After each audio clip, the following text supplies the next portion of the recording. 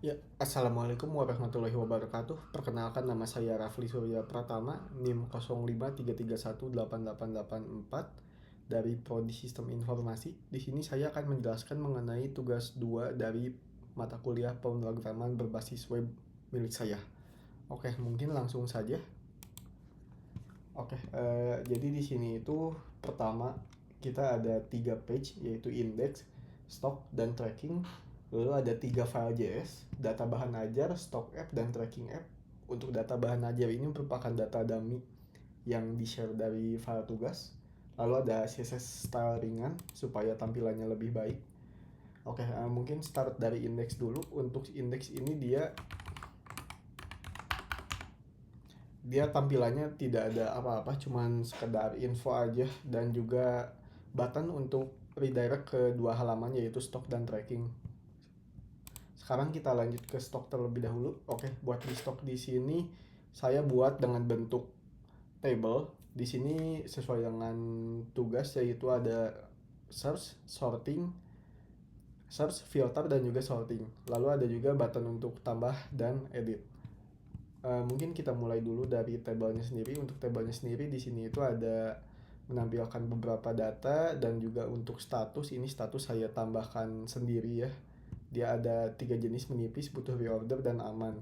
Jadi untuk status ini tuh mungkin saya perlihatkan kodenya ya. Untuk status ini tuh dia ada pengecekan. Jadi dia itu kalau misalkan datanya itu kuantitinya itu kurang dari sama dengan safety dikali 1,2, jadi intinya dia kalau datanya di atas 120% dari safety dia dianggapnya aman. Tapi kalau datanya udah kurang dari atau sama dengan 120% safety, dia dianggap menipis, jadi udah mau habis stoknya. Lalu kalau stoknya itu kurang dari safety stock, dia dianggapnya butuh reorder, jadi butuh order tambahan gitu. Jadi di sini misalkan dia 28 stoknya dan safety stoknya itu 20, maka dia dianggapnya aman. Kenapa aman? Karena kalau misalkan karena dia stoknya itu di atas 120%-nya safety. Kalau misalkan saya ubah dia jadi 24, maka dia stoknya itu statusnya akan jadi menipis. Sementara kalau saya ubah di bawah 20, jadi bisa 19, dia bakalan jadi butuh reorder. Selanjutnya untuk catatan juga, ini dia ada ini ya, HTML. Jadi dia binding HTML, jadi dia akan dapat menampilkan HTML. Misalkan di sini saya ganti EM-nya jadi B atau bold, dia harusnya jadi bold ya. Ya, jadi bold ya. Itu untuk tabelnya. Sekarang lanjut ke bagian search, filter, dan sorting. Yang pertama itu search. Di sini searchnya itu saya pakai computed ya. Jadi dia itu akan langsung nge-search data. Pertama itu di filtered ini. Dan itu jadi akan ngecari menggunakan data search. Search ini itu dia dibind ke input yang ada di sini, cari kode. Di sini itu dia searchnya itu bisa by beberapa key ya, beberapa key. Di sini itu untuk sekarang itu searchnya baru bisa by kode dan judul mata kuliah. Tapi ini bisa ditambahkan juga sih ya, kalau misalkan saya mau nambah by UPBJJ itu bisa juga. Di sini tinggal ditambahkan saja. Misalkan di dia item UPBJJ ya. Nah, misal saya cari Surabaya, dia langsung muncul juga Surabaya. Atau saya coba cari berdasarkan kodenya, bisa juga.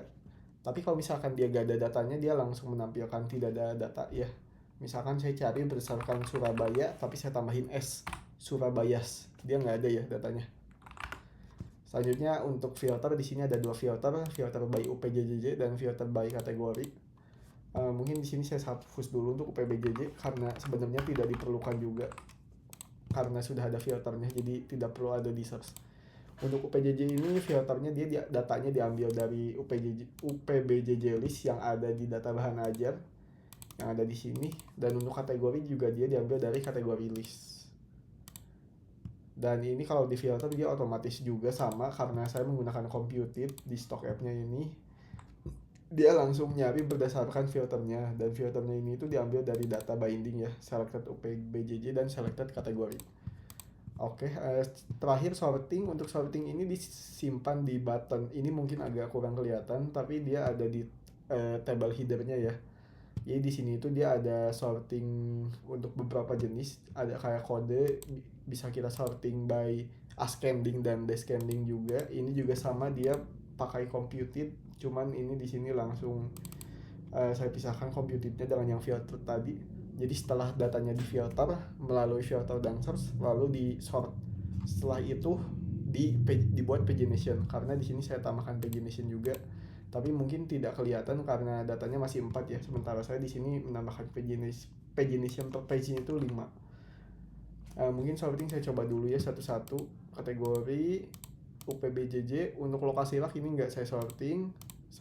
Kalau lokasi rak ini karena saya nggak sorting, dia diklik juga nggak bisa. Untuk stok bisa disorting juga seperti itu.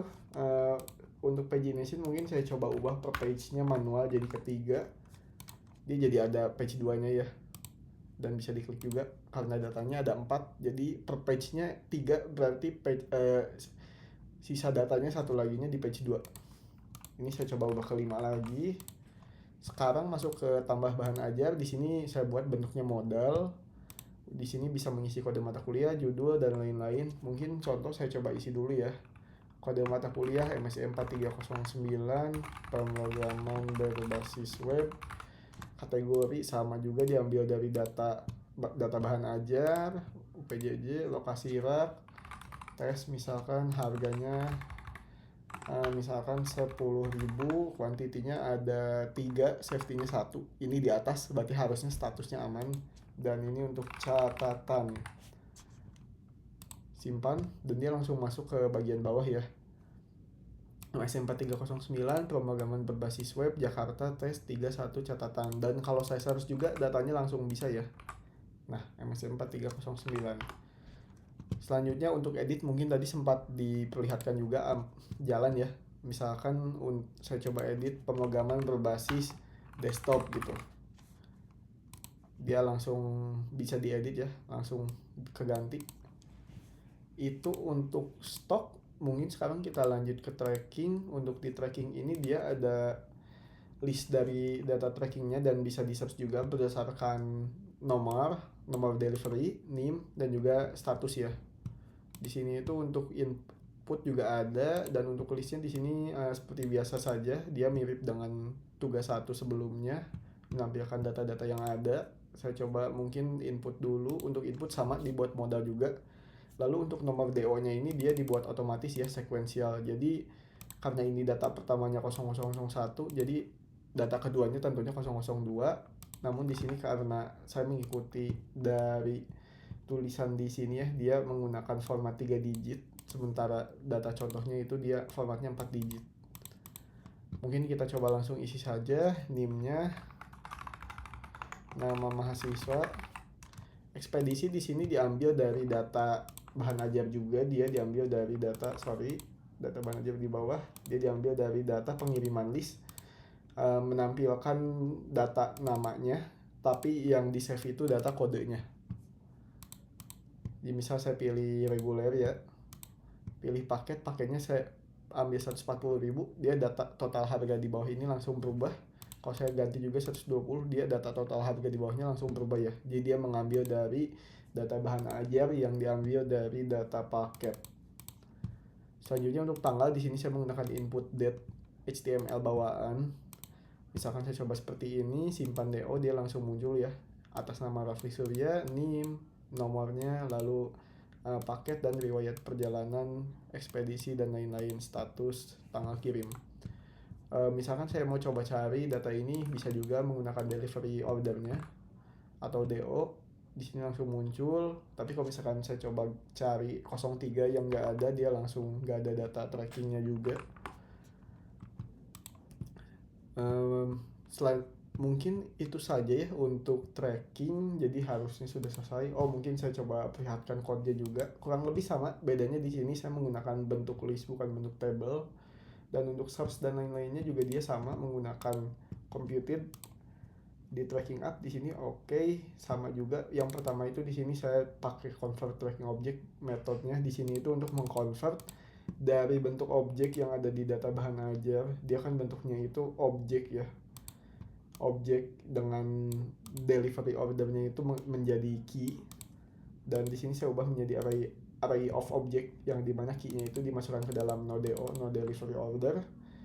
Selanjutnya di sini ada beberapa metode tambahan seperti generate next DO number. Di sini dengan cara get full year, jadi ambil tahun sekarang, lalu sekuensial, cari sekuensial terbesar, lalu di di increment plus 1. Itu yang lainnya mungkin kurang lebih sama ya, dia sudah menggunakan VDS computed untuk filter tracking. Jadi data yang di sini itu otomatis filter, cuma source-nya itu kan value-nya awalnya kosong, jadi dia get all istilahnya. Oke, selanjutnya untuk save data mungkin ya. Save data di sini seperti biasa juga sih ya, dia nambahkan data lalu langsung di-push ke dalam tracking list. Tracking list ini data yang ada di atas, dan by default datanya itu diambil dari data bahan ajar. Oke, mungkin segitu saja untuk tugas 2 dari saya. Mohon maaf bila ada kesalahan. Wassalamualaikum warahmatullahi wabarakatuh.